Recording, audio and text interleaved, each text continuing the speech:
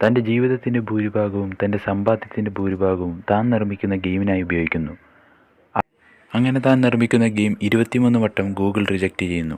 Violence പരത്തുന്നു, parental ആക്ഷൻസിനെ അത് ബാധിക്കുന്നു എന്ന് പറഞ്ഞുകൊണ്ട് ആൻഡ്രോയിഡ് ഗെയിമിംഗ് കമ്മ്യൂണിറ്റി അദ്ദേഹത്തെ കൈവിടുന്നു. അവിടെ നിന്ന് 2011 മികച്ച ഗെയിം ഐക്കണിനുള്ള അവാർഡ് അദ്ദേഹം മേടിക്കുന്നു. ഇത് മറ്റാരുമല്ല, നമ്മുടെ സ്വന്തം ചാറ്റ് ഡൗൺസ്. ചാറ്റ് ഡൗൺസ് എന്ന പേര് നമുക്കൊക്കെ സുപരിചിതമായിരിക്കില്ല, പക്ഷേ അദ്ദേഹത്തിൻ്റെ ഗെയിം നമുക്കെല്ലാവർക്കും അറിയാവുന്നത് തന്നെ. ഇപ്പോഴത്തേക്ക് നമ്മുടെയൊക്കെ ജീവനായ പബ്ജി, ഫ്രീ ഫയർ, പെസ് എന്നിങ്ങനെ ഗെയിമുകൾക്ക് മുമ്പ് നമ്മളെ ഇഷ്ടപ്പെട്ട നമ്മുടെ സ്വന്തം Mini Militia. Yes, this is the story of Mini Militia and chat downs. കൂട്ടുകാരെ, അപ്പോൾ നിങ്ങൾ കാണുന്നത് നമ്മുടെ സ്വന്തം റഫ് ഗെയിമിംഗ്. അപ്പോൾ ഈ ചാനൽ ആദ്യമായിട്ടാണ് കയറുന്നതെങ്കിൽ നിങ്ങൾ മാക്സിമം സബ്സ്ക്രൈബ് ചെയ്യുക, ലൈക്ക് ചെയ്യുക, മാക്സിമം സപ്പോർട്ട് ചെയ്യുക ഗൈസ്. തൻ്റെ ജീവിതത്തിൻ്റെ ഭൂരിഭാഗ സമയവും തൻ്റെ സമ്പാദ്യവും ഗെയിമിനായി ഉപയോഗിച്ച ചാറ്റ് ഡൗൺസിന് പക്ഷേ പ്രശസ്തിയൊന്നുമല്ല തേടി വന്നത്, കടവും ദാരിദ്ര്യവുമാണ് അദ്ദേഹത്തെ തേടി വന്നത്. തൻ്റെ സുഹൃത്തുക്കൾ തനിക്ക് നഷ്ടമായി, ഇനി ഈ ഗെയിമിന് പുറകെ നടന്ന് ജീവിതം പാഴാക്കരുതെന്നുള്ള തൻ്റെ മാതാപിതാക്കളുടെ ഉപദേശവും തന്നെ തേടിയെത്തി. എങ്കിലും താൻ വിട്ടുകൊടുക്കാൻ തയ്യാറല്ലായിരുന്നു. ഹോട്ടലിൽ സപ്ലയറിലായും ചുമട്ടുതൊഴിലാളിയായും അദ്ദേഹം തൻ്റെ ജീവിതത്തെ പയ്യെ മുന്നോട്ട് കൊണ്ടുപോകാൻ തുടങ്ങി. എങ്കിലും തൻ്റെ മനസ്സിലുള്ള തൻ്റെ സ്വപ്നം, തൻ്റെ ഗെയിം ഒരിക്കലും അദ്ദേഹം വിട്ടില്ല. 2002 അദ്ദേഹം തൻ്റെ പ്രിയപ്പെട്ട BMW A സീരീസ് കാർ വിറ്റ് ഒരു പ്രൈവറ്റ് സെർവർ വാടകയ്ക്കെടുത്തു. തൻ്റെ ഗെയിമിൻ്റെ പോരായ്മകളൊക്കെ നീക്കി തൻ്റെ ഗ്രാഫിക്സ് റെസൊല്യൂഷനിൽ മെച്ചപ്പെടുത്തി തൻ്റെ ആ പ്രൈവറ്റ് സെർവറിൽ തൻ്റെ ഗെയിം പബ്ലിഷ് ചെയ്തു. ഡൗൺലോഡേഴ്സ് കുറവായിരുന്നുകൊണ്ട് തന്നെ തൻ്റെ വീടുകളോടും കയറി തരുന്ന ചാറ്റ് ഡൗൺസ് തൻ്റെ ഗെയിമിന് പബ്ലിസിറ്റി കൊടുത്തു. അങ്ങനെ ചാറ്റ് ഡൗൺസ് 2003 ആപ്പ് ഒമിനിയാക്ക് എന്ന പ്രൈവറ്റ് സെർവർ വിലയ്ക്ക് വാങ്ങി. മറ്റ് പ്രൈവറ്റ് സെർവറിലൂടെ തൻ്റെ ഗെയിം പുറത്തിറക്കാനും തുടങ്ങി. അങ്ങനെ ഒരു ഫോൺ ഹോസ്റ്റായി മറ്റ് ഫോണുകൾ അതിൽ കണക്റ്റായി ഒരുമിച്ച് കളിക്കാവുന്ന ഒരു രീതി വളരെയധികം മിനി മിൽട്രയിൽ പ്രത്യേകത കാണിച്ചു.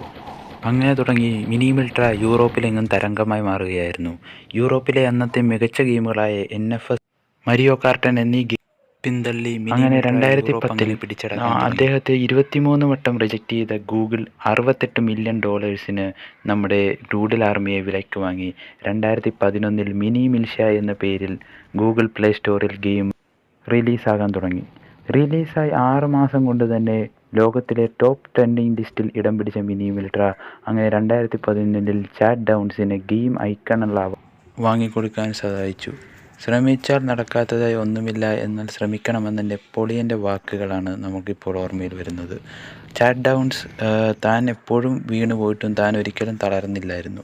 പിന്നീടും ശ്രമിച്ചു. അതുകൊണ്ട് തന്നെയാണ് തന്നെ 23 വട്ടം റിജക്റ്റ് ചെയ്ത ഗൂഗിൾ തന്നെ അവസാനം തന്നെ $68 മില്യൺ തൻ്റെ ഗെയിം വാങ്ങിയത്.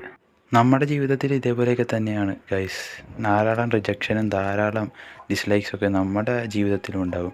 പക്ഷെ നിരന്തര പരിശ്രമം കൊണ്ട് മാത്രം നമുക്കതിനെയൊക്കെ മറികടക്കാൻ സാധിക്കും. അങ്ങനെ ഒരു ഇൻസ്പിറേഷണൽ മെസ്സേജാണ് ചാറ്റ് ഡൗൺസ് തൻ്റെ ജീവിതത്തിലൂടെ നമുക്ക് എല്ലാവർക്കും കാണിച്ചു തരുന്നത്. അപ്പോൾ നിരന്തരം പ്രയത്നിക്കുക, എന്തായാലും നമുക്കും ഒരു ദിവസം ഈ ലോകത്തുണ്ടാകും എന്ന് എല്ലാവർക്കും നല്ലൊരു നാളെ ആശംസിച്ചുകൊണ്ട് നിർത്തുന്നു. Okay guys, bye. Rap back, ഇല്ലതു തുടരട്ടെ, എല്ലാ ഹേറ്റേഴ്സ് തുണിന്നു പോരട്ടെ. ഈ കളി ഫെയിലാകണത് നീ തന്നെ, കോസന്റെ മത്സരമെന്നോട് തന്നെ. Rap back, ഇല്ലതു തുടരട്ടെ, എല്ലാ ഹേറ്റേഴ്സ് തുണിന്നു പോരട്ടെ. ഈ കളി ഫെയിലാകണത് നീ തന്നെ, കോസന്റെ മത്സരമെന്നോട് തന്നെ.